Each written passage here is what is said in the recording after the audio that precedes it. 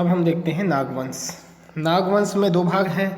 एक है फणी नागवंश जिसका क्षेत्र कवर्धा था, और दूसरा है छिंदक नागवंश जिसका क्षेत्र बस्तर था। जो कवर्धा क्षेत्र के फणी नागवंश थे उसका काल 9वीं से 15वीं सदी था, और मैकाल क्षेत्र में ये लोग रहते थे, मुंगेली, कवर्धा, बेमेतरा, राजनांदगांव में। जबकि बस्तर क्षेत्र के लोग 1023 से 1324 ईस्वी में रहते थे। तो सबसे पहले हम देख लेते हैं फणी नागवंश। इसका जो संस्थापक था वह था अहिराज। उसके बाद आता है गोपाल देव। भोरम देव मंदिर का निर्माण 1089 ईस्वी में कराया नागर शैली में, जबकि एक भाग खजुराहो शैली में हुआ था। उसके बाद आता है रामचंद्र देव। ये मड़वा महल को बनवाया और छेरकी महल को भी निर्माण इसने करवाया 1349 ईस्वी में। मड़वा का मतलब होता है विवाह का मंडप, जिसको अम्बा देवी से विवाह किया उसके उपलक्ष्य में इसको बनाया था। जबकि छेरकी महल छेरकी की बकरी की सुगंध से संबंधित है। उसके बाद है दूसरा छिंदक नागवंश। प्रारंभ में राजधानी इसका चक्रकोट था, बाद में बायसुर को बनाया। एर्राकोट के अभिलेख से प्राप्त हुआ है, जिसमें 945 शक संवत मतलब 1023 लिखा है। नृपति भूषण जो है वो संस्थापक था। एर्राकोट अभिलेख 1023 से जिसकी जानकारी मिलता है। उसके बाद आता है धारावंश, जो कि चंद्रदित्य वन धारावंश का सामंत या सेनापति था। बायसुर में शिव मंदिर तथा तालाब को बनवाया था। अब आता है मधुरांतक देव। इसने क्या किया? नर बलि प्रथा को संरक्षण दिया। उसके बाद आता है सोमेश्वर देव वन। ये इसने बायसुर में दो मंदिर बनवाया। एक है मामा भांजा मंदिर और दूसरा है बत्तीसा मंदिर की नींव इसी ने रखी थी। उसके बाद आता है जजल्य देव द्वारा यही है जजल्य देव द्वारा ये पराजित हुआ था। उसके बाद आता है हरिश्चंद्र देव। ये अंतिम शासक था। चालुक्य राज्य के अन्नम देव से युद्ध हुआ। चालुक्यों का एक शाखा काकती या वरंगल था, जिसका शासक अन्नम देव था। अन्नम देव ने हरिश्चंद्र और इसकी बेटी चमेली देवी को पराजित किया और 1324 में बस्तर क्षेत्र में काकती वंश की स्थापना की। काकती वंश 1947-48 तक 700 वर्षों तक शासन किया। बस्तर के राजा अभी भी काकती वंश के है। तो देखते हैं काकती वंश। काकती वंश में फर्स्ट राजा हुआ अन्नम देव। संस्थापक था 1324 ईस्वी में। इसने राजधानी बायसुर से बदल के दंतेवाड़ा किया और दंतेश्वरी मंदिर का निर्माण कराया। मूर्ति पुरुषोत्तम ने लाया।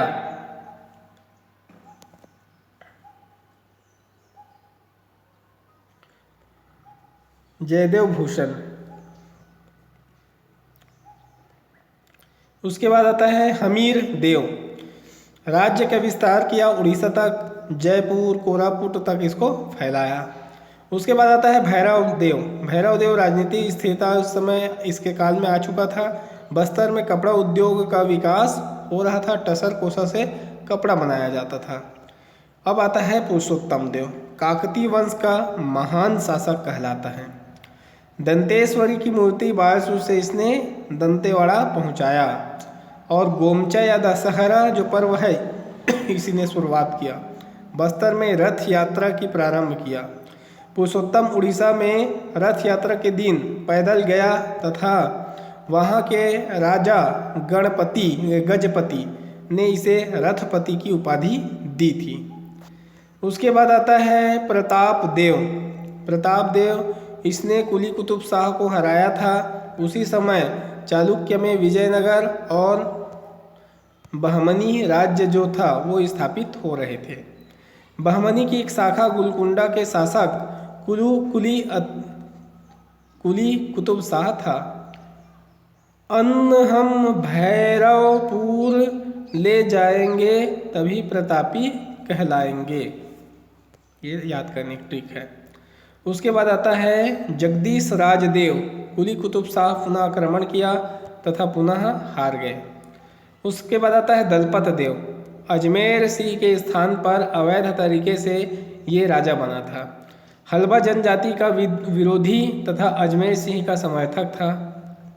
हल्बा विद्रोह 1774 से 76 में हुआ, जिसमें कोरापुट के उड़ीसा के शासक तथा अंग्रेजों ने दलपत देव का साथ दिया और अजमेर सिंह इसी कारण से हार गया।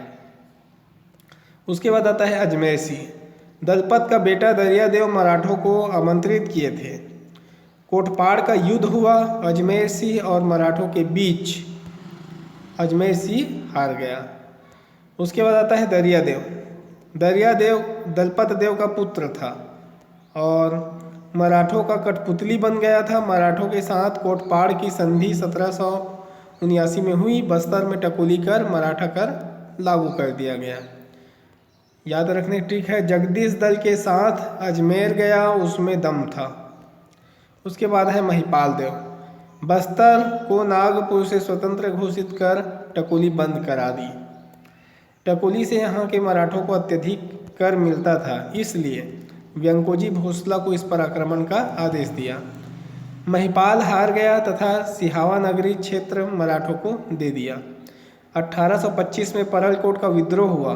टकोली के विरोध तथा महिपाल के समर्थन में गेंद सिंह ने इसका नेतृत्व किया, प्रतिनिधित्व किया। ईसाई मिशनरियों का क्षेत्र में प्रभाव अब बढ़ रहा था। अब आता है भूपाल देव। 1842 से 1854 में तारापुर का विद्रोह हुआ। भूपाल देव का छोटा भाई दलगंजन सिंह को इसने केवल तारापुर परगना ही दिया, जिससे यह असंतुष्ट था। यहाँ टकोली की दर बढ़ा दिया गया। दलगंजन ने विद्रोह का प्रतिनिधित्व किया। मुड़िया आदिवासी का समर्थन था। भैरम देव।